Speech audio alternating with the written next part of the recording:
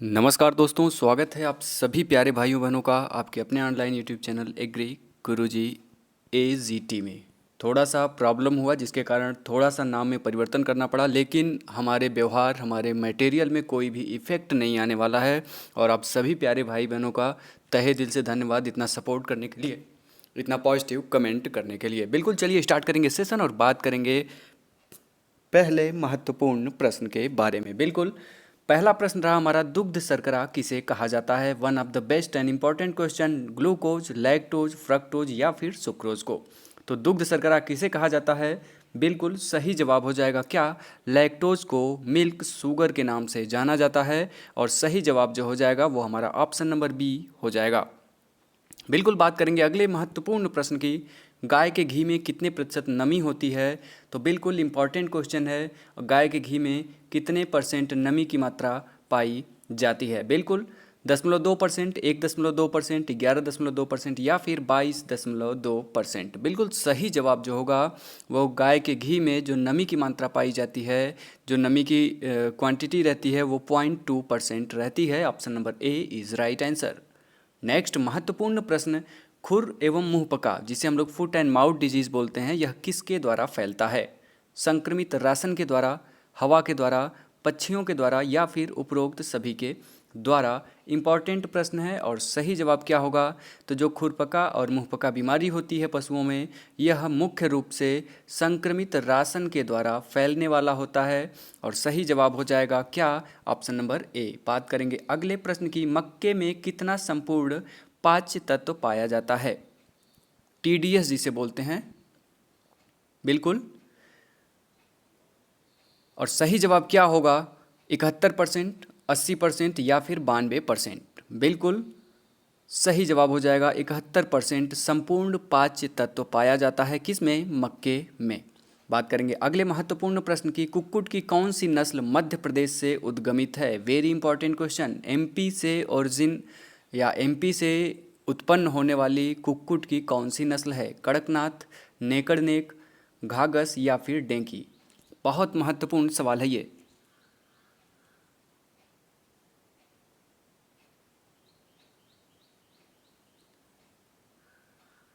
बिल्कुल सही जवाब हो जाएगा कड़कनाथ। और इसका एक फीचर होता है, इसका मांस, इसका रक्त, इसका अंडा सभी किस कलर के होते हैं भाइयों? तो ब्लैक कलर के होते हैं। याद करिएगा, इंपॉर्टेंट प्रश्न है।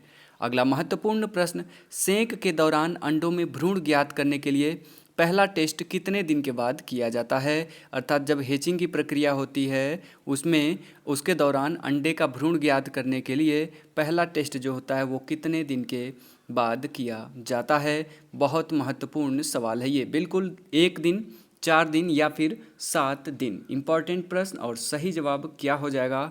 बिल्कुल 7 दिन के बाद। Option number C is right answer. Next महत्वपूर्ण प्रश्न है, भारतीय मानकों के अनुसार गेहूं चोकर में कच्ची प्रोटीन कितनी पाई जाती है? गेहूं का जो चोकर होता है उसमें 5% प्रोटीन होती है, 8% होती है, 13% या फिर 15%? सही जवाब क्या होगा? बिल्कुल सही जवाब हमारा होगा 13% प्रोटीन पाई जाती है। किस में? गेहूं के चोकर में। और यह एक इम्पॉर्टेंट प्रश्न रहने वाला है। अगला महत्वपूर्ण प्रश्न, एक चूजे के लिए पहले सप्ताह में ब्रूडर में कितना स्थान आवश्यक होता है? तो एक चूजे के लिए जो पहले सप्ताह में ब्रूडर होता है उसके लिए कितने स्थान की आवश्यकता पड़ती है? तो सही जवाब क्या हो जाएगा? बिल्कुल 100 वर्ग सेंटीमीटर की आवश्यकता पड़ती है। बिल्कुल जितने भी आगामी एग्जाम हैं उनमें आपको ये काम देने वाला है। और अगला महत्वपूर्ण प्रश्न, कौन सी बीमारी गौधन प्लेग के रूप में भी जानी जाती है? एंथ्रेक्स, खुर एवं मुंहपका, रिंडर पेस्ट या फिर इनमें से कोई नहीं? तो ऐसी कौन सी बीमारी है जिसे गौधन में प्लेग जो होता है वो मनुष्यों में चूहे के द्वारा फैला हुआ था और एक तबाही का रूप ले लिया था, महामारी का रूप ले लिया था, ठीक कोरोना की तरह। तो उसी प्रकार पशुओं में जो प्लेग की संज्ञा दी जाती है वो किस डिजीज़ को दिया जाता है?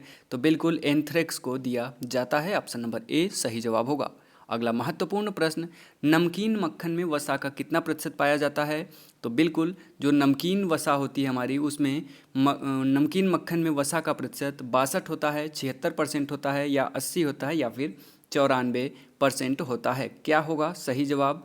तो बिल्कुल सही जवाब जो हमारा होगा वो होगा 80%। बात करेंगे अगले महत्वपूर्ण प्रश्न की, मुर्गियों की कौन सी नस्ल भारतीय खेल की वास्तविक नस्ल के रूप में जानी जाती है? कौन सी ऐसी नस्ल है जिसे भारतीय खेल के वास्तविक नस्ल के रूप में माना जाता है? इंपॉर्टेंट प्रश्न है। बुसरा, असील, पंजाब ब्राउन या फिर कड़कनाथ?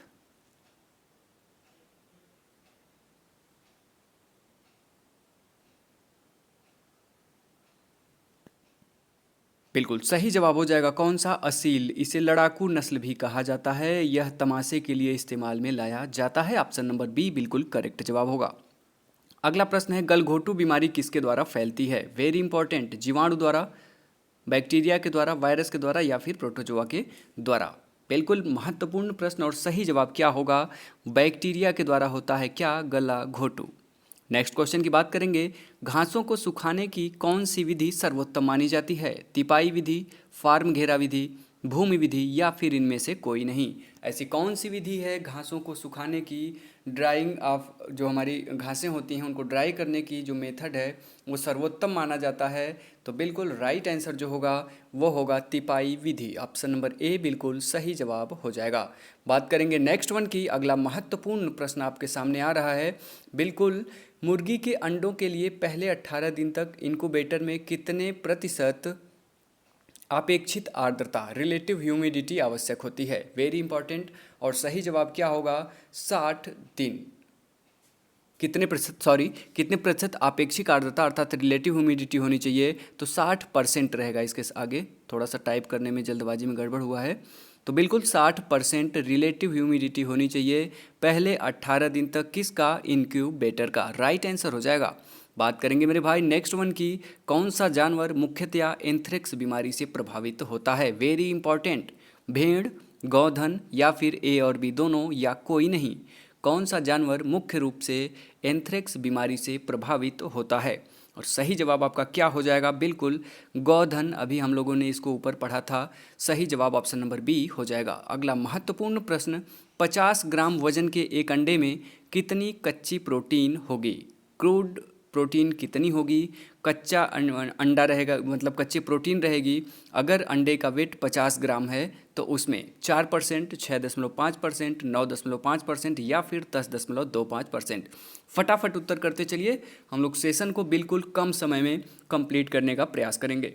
बिल्कुल सही जवाब जो होगा वो हो जाएगा 6.5%। Option number B is right answer. वैसे मानक अंडे का जो वेट होता है वो 58 ग्राम है। इसको याद रखिएगा। जो स्टैंडर्ड है हमारा अंडे का वो 58 ग्राम्स है। ये जो 58 ग्राम का अंडा रहेगा वो बिल्कुल हमारे मानक के अनुरूप होता है। अगला प्रश्न, गोधन में इंसीजर दांतों का स्थान कौन सा होता है? Very very important question. Incisor दांत का स्थान कौन सा होता है? नीचे के जबड़े पर, ऊपरी जबड़े पर, दोनों जबड़ों पर या फिर कोई नहीं? बिल्कुल महत्वपूर्ण प्रश्न है। और सही जवाब क्या होगा? फटाफट कमेंट करिए।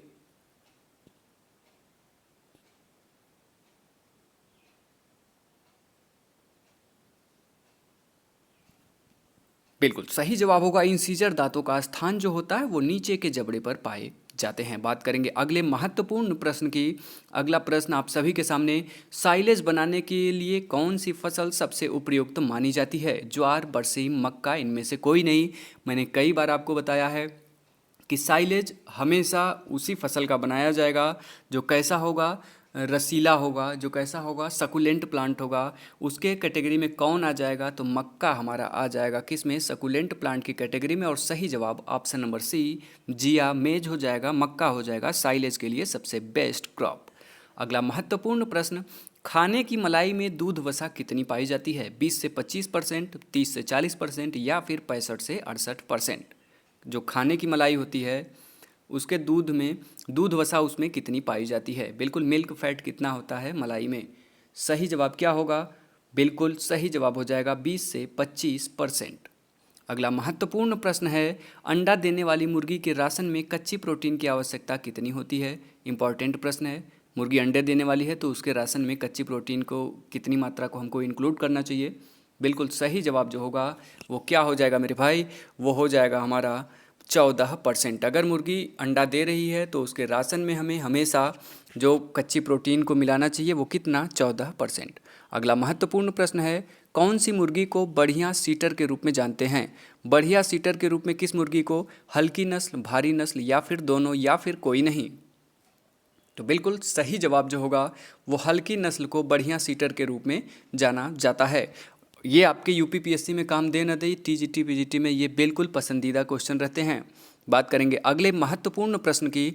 अगला प्रश्न है हमारा, भारतीय गोधन के सींगों पर पहला छल्ला बनने की आयु कितनी है। 1 वर्ष, 2 वर्ष, 3 वर्ष या 4 वर्ष। अर्थात जो पशु होते हैं उनके सींग पे जो रिंग बनती है, पहला छल्ला जो बनता है वो कितने वर्ष की आयु पर बनता है। कई बार मैंने बताया, कमेंट करके इसका उत्तर आप लोग दीजिएगा। और आप सभी प्यारे भाई बहनों को ढेर सारा प्यार, ढेर सारा दुलार। आप लोग इतना प्यारा सपोर्ट किए हैं, इतना पॉजिटिव भरा सपोर्ट किए हैं कि ये जान लीजिए कि कोई भी समस्या हो वो सॉर्ट आउट हो ही जाती है। बस धैर्य होना चाहिए। अगर आप सफलता की तरफ बढ़ेंगे तो 72 लोग मिलेंगे, आपका पैर खींचने वाले तमाम लोग रहेंगे, आपको नीचा दिखाने का प्रयास करने वाले। लेकिन भाई कभी भी हार नहीं मानना, सीधा बढ़ते चले जाना। कॉक्सीडियोसिस वेरी इंपॉर्टेंट बीमारी किसके कारण होती है। जीवाणु, विषाणु, प्रोटोजोआ। कॉक्सीडियोसिस बीमारी किसके कारण होती है, और सही जवाब जो होगा वो हमारा हो जाएगा, यह एक प्रोटोजोआ जनित बीमारी है, कॉक्सीडियोसिस। Very important.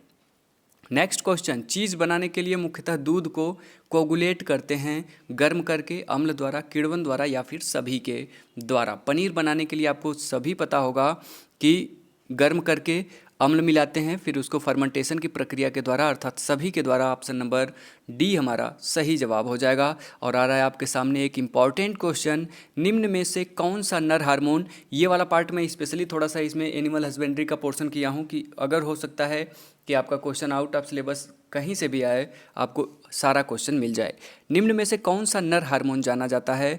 आप सभी लोग जानते होंगे, टेस्टोस्टेरॉन, प्रोजेस्टेरॉन, एस्ट्रोजन, ऑक्सीटोसिन। फटाफट कमेंट करिए, नर हार्मोन इनमें से कौन सा है।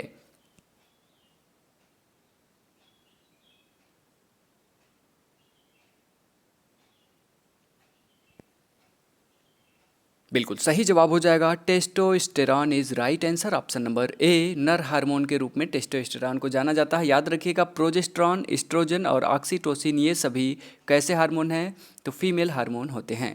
बात करेंगे नेक्स्ट वन की। ऑक्सीटोसिन जो होता है वो दुग्ध को लेट डाउन करने के लिए इंपॉर्टेंट होता है, पूछा हुआ है। सामान्य भैंस की श्वसन गति कितनी होती है। 10 से 15 प्रति मिनट, 15 से 20 प्रति मिनट, 20 से 25 प्रति मिनट या 25 से 30 प्रति मिनट। बिल्कुल सही जवाब हो जाएगा, 10 से 15 बाइट प्रति मिनट श्वसन गति होती है किसकी, भैंस की। नेक्स्ट वन, गाय का औसत गर्भकाल कितने दिन का होता है। मेरे सारे भाई आंख बंद करके बता सकते हैं, 261, 281, 301 या फिर 321। सभी लोग जानते होंगे। और सही जवाब क्या हो जाएगा, 281 दिन होता है क्या, बिल्कुल गाय का एवरेज गर्भकाल।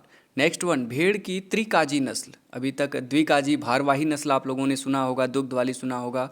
बिल्कुल त्रिकाजी नस्ल कौन सी है, मारवाड़ी, नीलगिरी, सोनाढ़ी या फिर चोकला। ऐसा क्वेश्चन आपको दिया जाएगा जो आप पहली बार सुन रहे होंगे। बस आप लोग प्यार दुलार ऐसे ही सपोर्ट बनाए रखिए, एक बार शेयर ज़रूर किया करिए आप लोग। भेड़ की त्रिकाजी नस्ल जो है वो कौन सी है, तो बिल्कुल सोनाढ़ी is right answer. Very important question, unique question है, जल्दी ये देखने को आपको कहीं नहीं मिलेगा। नेमरा सुंडा पढ़ लीजिए, कभी भी अरुण का तैन पढ़ लीजिए।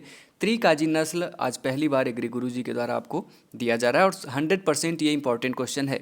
अगला महत्वपूर्ण प्रश्न, भारतीय बकरी की नस्लों में किस नस्ल की बकरी का आकार सबसे बड़ा होता है। Very very important question. और राइट आंसर क्या होगा, जमुनापारी, बर्बरी, गद्दी या फिर बीटल। और सही जवाब हो जाएगा जमुनापारी जो हमारी बकरी की नस्ल है। कैसी है, भारतीय बकरी की नस्ल है।